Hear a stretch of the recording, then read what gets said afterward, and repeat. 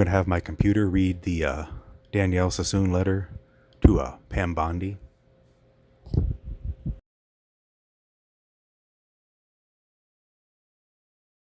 The Jacob K.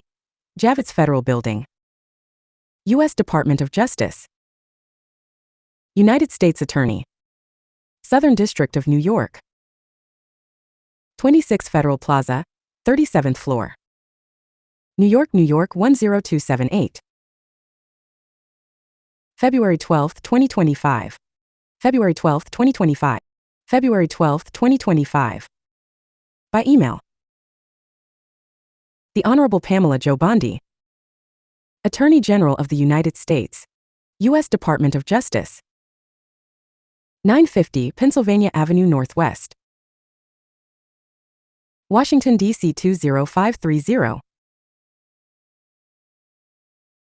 Re United States v. Eric Adams, 24 CR 556, D. Dear Attorney General Bondi, on February 10, 2025, I received a memorandum from Acting Deputy Attorney General Emile Bove, directing me to dismiss the indictment against Mayor Eric Adams without prejudice, subject to certain conditions, which would require leave of court. I do not repeat here the evidence against Adams that proves beyond a reasonable doubt that he committed federal crimes.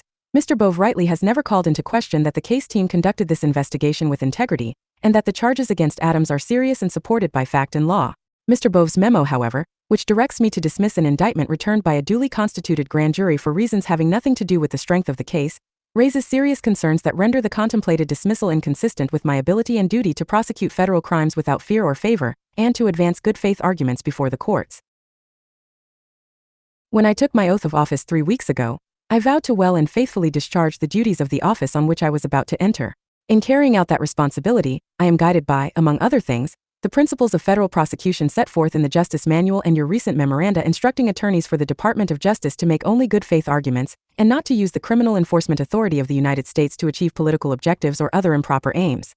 I am also guided by the values that have defined my over 10 years of public service. You and I have yet to meet, let alone discuss this case. But as you may know, I clerked for the Honorable J. Harvey Wilkinson III on the U.S. Court of Appeals for the Fourth Circuit, and for Justice Antonin Scalia on the U.S. Supreme Court. Both men instilled in me a sense of duty to contribute to the public good and uphold the rule of law, and a commitment to reasoned and thorough analysis. I have always considered it my obligation to pursue justice impartially, without favor to the wealthy or those who occupy important public office, or harsher treatment for the less powerful. Page 2. I therefore deem it necessary to the faithful discharge of my duties to raise the concerns expressed in this letter with you, and to request an opportunity to meet to discuss them further. I cannot fulfill my obligations, effectively lead my office in carrying out the department's priorities, or credibly represent the government before the courts, if I seek to dismiss the Adams case on this record. The government does not have a valid basis to seek dismissal. Mr. Bove's memorandum identifies 2 grounds for the contemplated dismissal. I cannot advance either argument in good faith. As you know, the government may, with leave of court, dismiss an indictment under Federal Rule of Criminal Procedure 48. The principal object of the leave of court requirement is apparently to protect a defendant against prosecutorial harassment, e.g., charging, dismissing, and recharging, when the government moves to dismiss an indictment over the defendant's objection. Rinaldi v. United States, 434 U.S. 22, 30 N.15, 1977. But the rule has also been held to permit the court to deny a government dismissal motion to which the defendant has consented if the motion is prompted by considerations clearly contrary to the public interest. ID. See also JM Section 9 to 2.050, reflecting Department's position that a court may decline leave to dismiss if the manifest public interest requires it. The reasons advanced by Mr. Bove for dismissing the indictment are not ones I can in good faith defend as in the public interest, and as consistent with the principles of impartiality and fairness that guide my decision-making. First, Mr. Bove proposes dismissing the charges against Adams in return for his assistance in enforcing the federal immigration laws, analogizing to the prisoner exchange in which the United States freed notorious Russian arms dealer Victor Bout in return for an American prisoner in Russia. Such an exchange with Adams violates common-sense beliefs in the equal administration of justice, the Justice Manual, and the rules of professional conduct. The commitment to the rule of law is nowhere more profoundly manifest than in criminal justice. Cheney v. United States DISTCT, 542 U.S. 367, 384, 2004, alterations and citation omitted.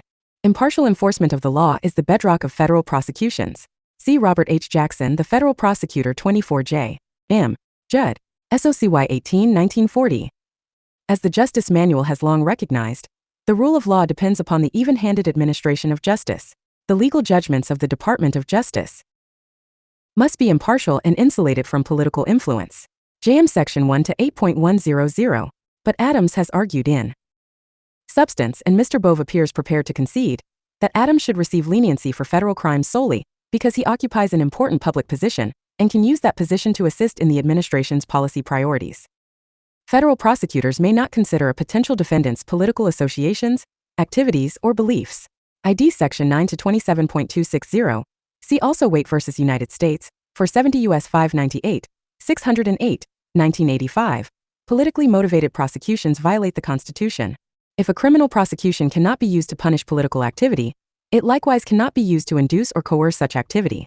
Threatening criminal prosecution, even to gain an advantage in civil litigation, is considered misconduct for an attorney. CEG DC Bar Ethics Opinion 339. ABA Criminal Justice Standard. Page 3.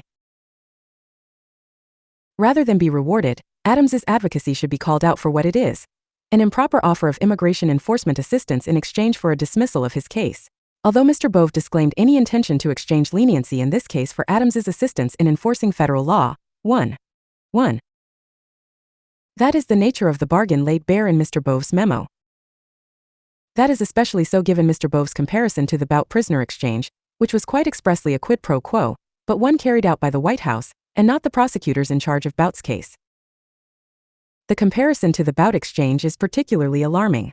That prisoner swap was an exchange of official acts between separate sovereigns, the United States and Russia, neither of which had any claim that the other should obey its laws.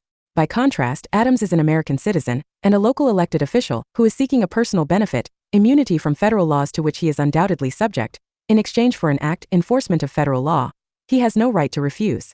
Moreover, the Bout exchange was a widely criticized sacrifice of a valid American interest, the punishment of an infamous arms dealer, which Russia was able to extract only through a patently selective prosecution of a famous American athlete. 2. See https://thehill.com/home news/3767785 Trump pens, prisoner swap Brittany Griner hates our country / It is difficult to imagine that the department wishes to emulate that episode by granting Adams leverage over it akin to Russia's influence in international affairs. It is a breathtaking and dangerous precedent to reward Adams's opportunistic and shifting commitments on immigration and other policy matters with dismissal of a criminal indictment. Nor will a court likely find that such an improper exchange is consistent. Page 4. With the public interest.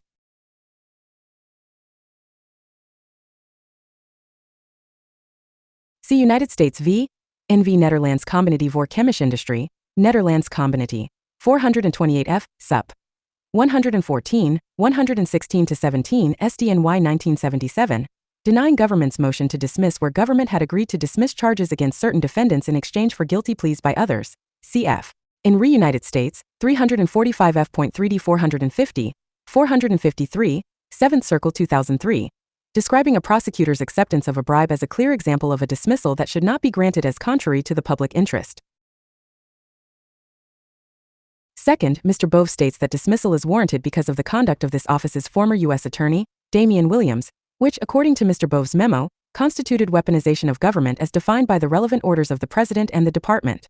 The generalized concerns expressed by Mr. Bove are not a basis to dismiss an indictment returned by a duly constituted grand jury, at least whereas here, the government has no doubt in its evidence or the integrity of its investigation. As Mr. Bove's memo acknowledges, and as he stated in our meeting of January 31, 2025, the department has no concerns about the conduct or integrity of the line prosecutors who investigated and charged this case, and it does not question the merits of the case itself. Still, it bears emphasis that I have only known the line prosecutors on this case to act with integrity and in the pursuit of justice, and nothing I have learned since becoming U.S. Attorney has demonstrated otherwise. If anything, I have learned that Mr. Williams's role in the investigation and oversight of this case was even more minimal than I had assumed. The investigation began before Mr. Williams took office. He did not manage the day-to-day investigation, and the charges in this case were recommended or approved by 4 experienced career prosecutors, the chiefs of the SDNY Public Corruption Unit, and career prosecutors at the Public Integrity Section of the Justice Department. Mr. Williams's decision to ratify their recommendations does not taint the charging decision, and notably, Adams has not brought a vindictive or selective prosecution motion, nor would one be successful. See United States v. Stewart, 590 F.3d 93, 121-23, 2R 2009. Cf. United States v. Biden, 728 F. Sup. 3D 1054, 1092 eCal. 2024. Rejecting argument that political public statements disturb the presumption of regularity that attaches to prosecutorial decisions. Regarding the timing of the indictment, the decision to charge in September 2024, 9 months before the June 2025 Democratic mayoral primary, and more than a year before the November 2025 mayoral election, complied in every respect with long-standing department policy regarding election year sensitivities and the applicable Justice Manual provisions.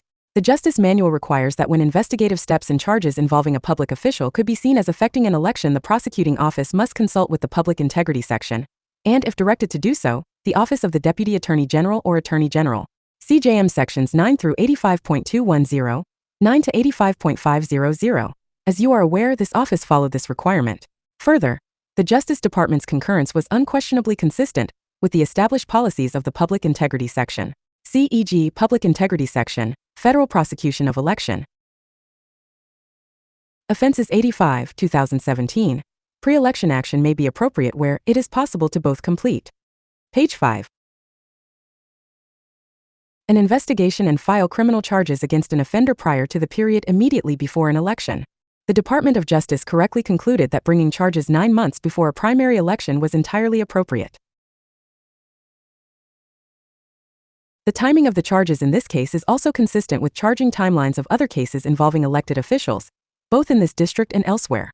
See United States v. Robert Menendez, 23 CR. 490 SHS, SDNY. Indictment in September 2023. United States v. Duncan Hunter, 18 CR. 3677 SD Cal. Indictment in August 2018. I am not aware of any instance in which the department has concluded that an indictment brought this far in advance of an election is improper because it may be pending during an electoral cycle, let alone that a validly returned and factually supported indictment should be dismissed on this basis.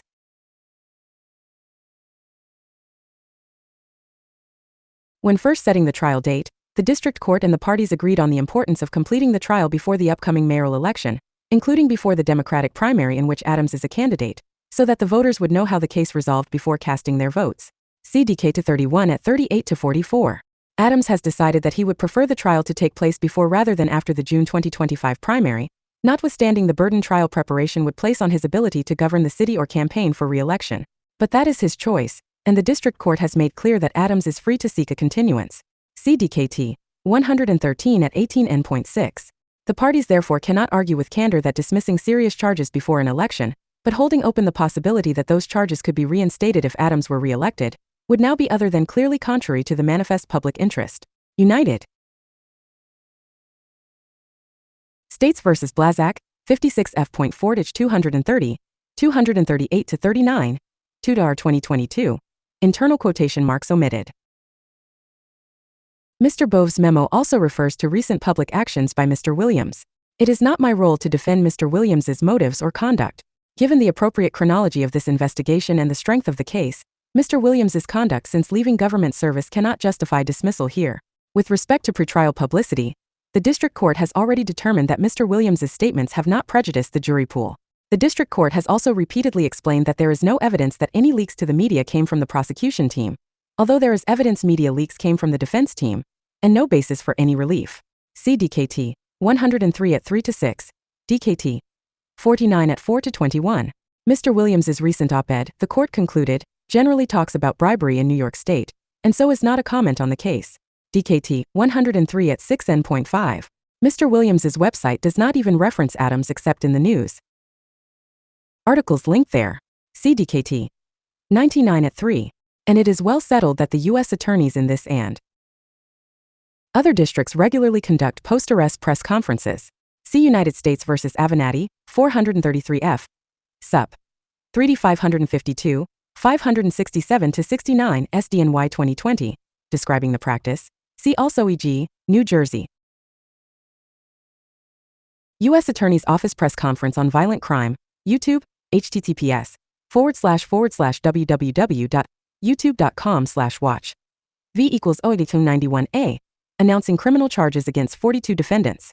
In short, because there is in fact nothing about this prosecution that meaningfully differs from other cases that generate substantial pretrial publicity, a court is likely to view the weaponization rationale as pretextual. Page 6. Moreover, dismissing the case will amplify, rather than abate, concerns about weaponization of the department. Despite Mr. Bove's observation that the directive to dismiss the case has been reached without assessing the strength of the evidence against Adams, Adams has already seized on the memo to publicly assert that he is innocent and that the accusations against him were unsupported by the evidence and based only on fanfare and sensational claims. Confidence in the department would best be restored by means well short of a dismissal. As you know, our office is prepared to seek a superseding indictment from a new grand jury under my leadership. We have proposed a superseding indictment that would add an obstruction conspiracy count based on evidence that Adams destroyed and instructed others to destroy evidence and provide false information to the FBI. And that would add further factual allegations regarding his participation in a fraudulent straw donor scheme. That is more than enough to address any perception of impropriety created by Mr. Williams's personal conduct. The Bove memo acknowledges as much, leaving open the possibility of refiling charges after the November 2025 New York City mayoral election. Nor is conditioning the dismissal on the incoming U.S. Attorney's ability to reassess the charges consistent with either the weaponization rationale or the law concerning motions under Rule 48A. To the contrary, keeping Adams under the threat of prosecution, while the government determines its next steps, is a recognized reason for the denial of a Rule 48 motion. See United States v. Poindexter, 719 F. Sup. 6, 11-12 DDC 1989. Allowing government to keep open the option of trying certain counts would effectively keep the defendant under public obloquy for an indefinite period of time until the government decided that, somehow for some reason, the time had become more propitious for proceeding with a trial. B. Adams's consent will not aid the department's arguments. Mr. Bove specifies that Adams must consent in writing to dismissal without prejudice. To be sure, in the typical case, the defendant's consent makes it significantly more likely for courts to grant motions to dismiss under Rule 48A. See United States v. Wellborn, 849 F.2d 980, 983 5th Circle 1988. If the motion is uncontested, the court should ordinarily presume that the prosecutor is acting in good faith and dismiss the indictment without prejudice. But Adams's consent, which was negotiated without my office's awareness or participation, would not guarantee a successful motion, given the basic flaws in the stated rationales for dismissal. See Netherlands Combinity, 428 F. Sup. At 116-17, declining to rubber stamp dismissal because although defendant did not appear to object, the court is vested with the responsibility of protecting the interests of the public on whose behalf the criminal action is brought. Seeking leave of court to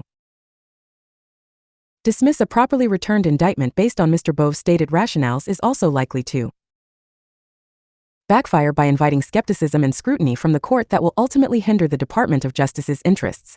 In particular, the court is unlikely to acquiesce in using the criminal process to control the behavior of a political figure. A brief review of the relevant law demonstrates this point. Although the judiciary, rarely will overrule the executive branch's exercise of these prosecutorial decisions, Blazak 56. Page 7. F.4 at 238 courts, including the Second Circuit, will nonetheless inquire as to whether dismissal would be clearly contrary to the public interest. See D.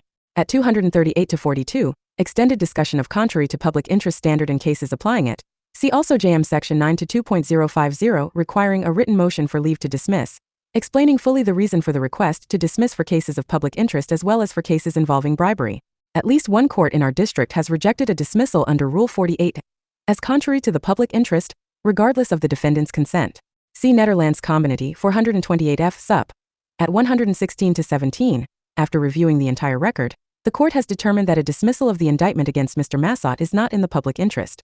Therefore, the government's motion to dismiss as to Mr. Massot must be and is denied. The assigned district judge, the Honorable Dale E. Ho, appears likely to conduct a searching inquiry in this case. Notably, Judge Ho stressed transparency during this case, specifically explaining his strict requirements for non-public filings at the initial conference. CDK 31 at 48-49. And a rigorous inquiry here would be consistent with precedent and practice in this and other districts. Nor is there any realistic possibility that Adams's consent will prevent a lengthy judicial inquiry that is detrimental to the department's reputation, regardless of outcome. In that regard, although the Flynn case may come to mind as a comparator, it is distinct in one important way. In that case, the government moved to dismiss an indictment with the defendant's consent and faced resistance from a skeptical district judge. But in Flynn, the government sought dismissal with prejudice because it had become convinced that there was insufficient evidence that General Flynn had committed any crime. That ultimately made the government's rationale defensible, because insufficient evidence is a quintessential justification for dismissing charges. In Re Flynn, 961 F.3d 1215, 1221 DCCIR.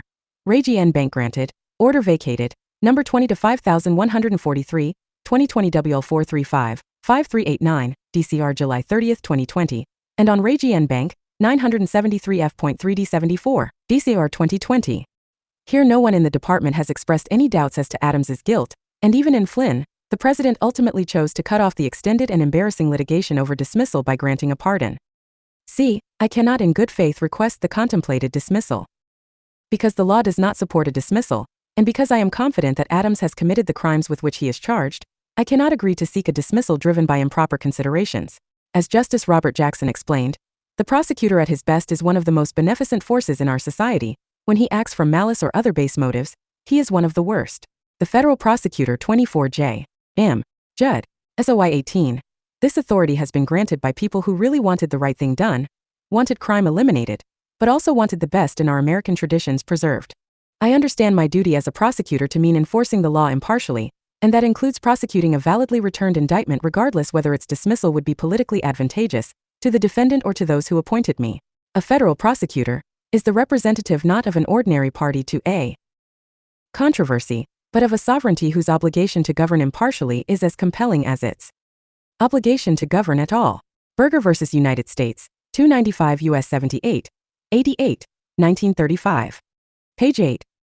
For the reasons explained above, I do not believe there are reasonable arguments in support of a Rule 48, a motion to dismiss a case that is well supported by the evidence and the law. I understand that Mr. Bove disagrees, and I am mindful of your recent order reiterating prosecutors' duty to make good faith arguments in support of the executive branch's positions. See February 5, 2025 MEM. General policy regarding zealous advocacy on behalf of the United States. But because I do not see any good faith basis for the proposed position, I cannot make such arguments consistent with my duty of candor. NYRPC 3.3 ID. CMT. 2.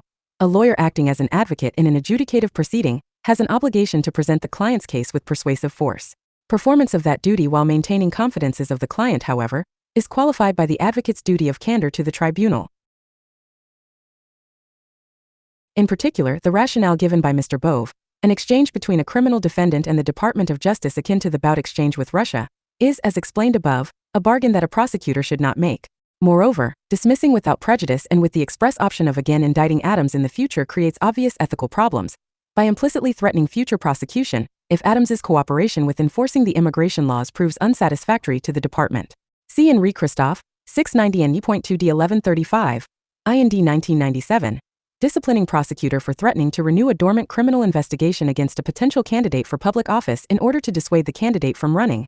Bruce A.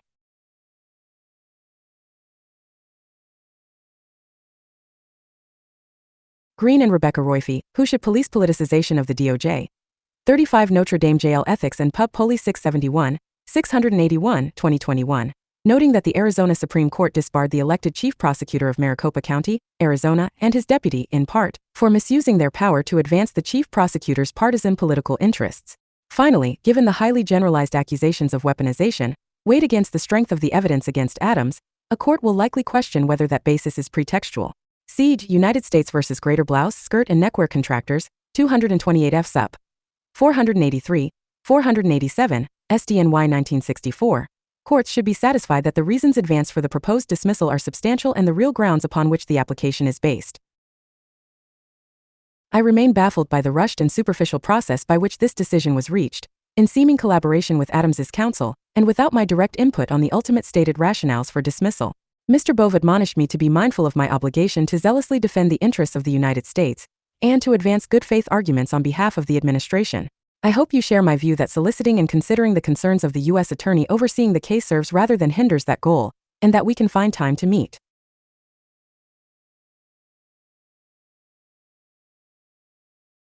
In the event you are unwilling to meet or to reconsider the directive in light of the problems raised by Mr. Bove's memo, I am prepared to offer my resignation. It has been and continues to be my honor to serve as a prosecutor in the Southern District of New York. Very truly yours. Page 9. Dannielle Sassoon, United States Attorney, Southern District of New York.